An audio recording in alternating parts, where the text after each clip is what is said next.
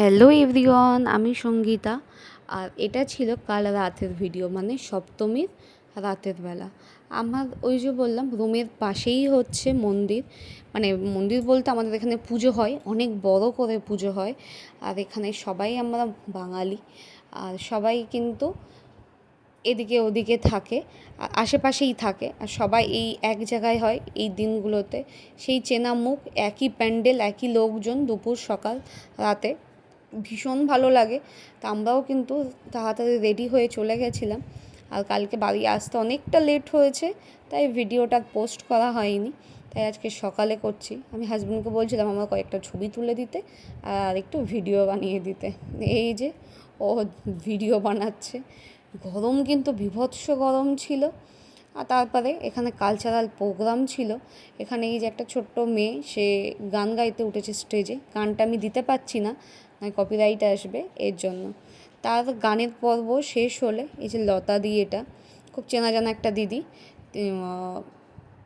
মানে বেশ ট্যালেন্টেড। সে নৃত্য পরিবেশন করছে আর আগমনীর গানে।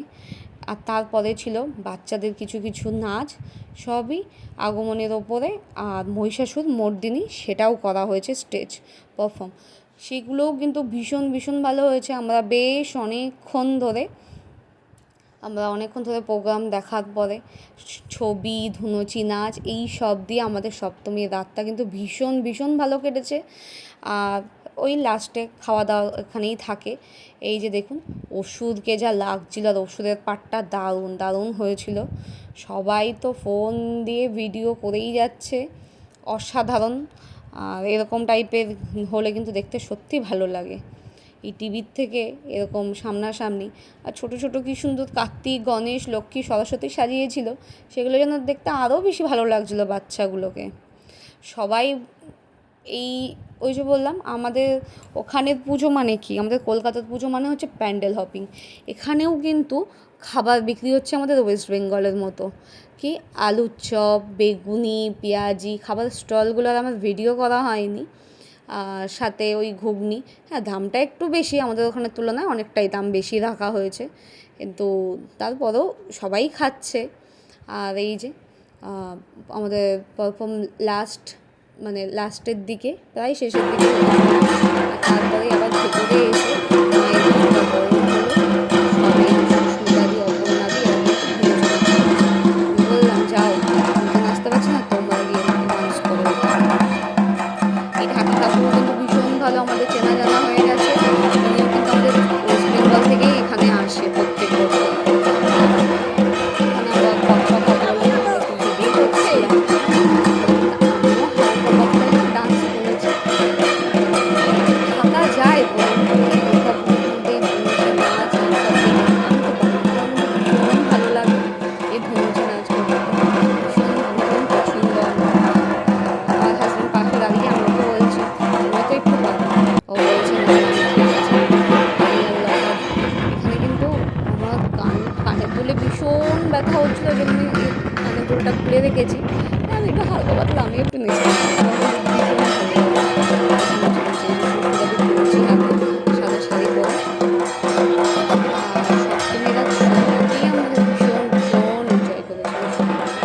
সকলেই কিন্তু এনজয় করো সুস্থভাবে, সাবধানে থেকে।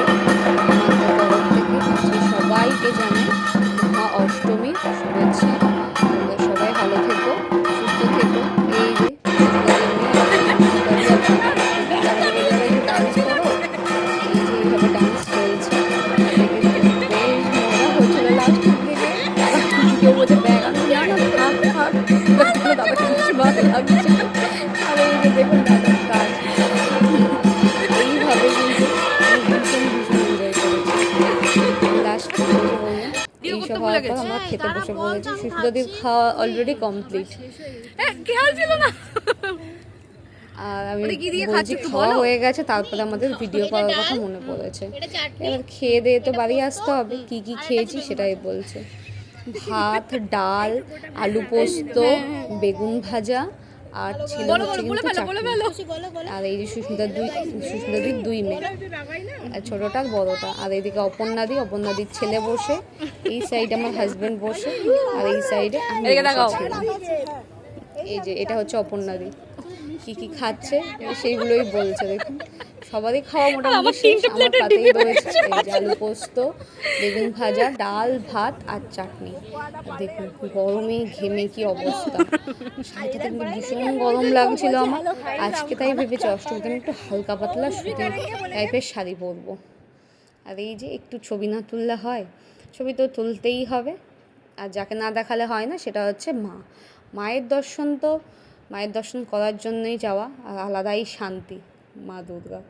আমি আর সুস্মিতাদি, এই যে আবারও আমরা দুজন। আমি সত্যিই দিনে দিন খুব মোটা হয়ে যাচ্ছি। এই যে আমি আর লতাদি তো ওই যে বললাম আগমনী ডান্স করেছিল, আর এই ছবিগুলো লতাদির মেয়ে তুলছিল।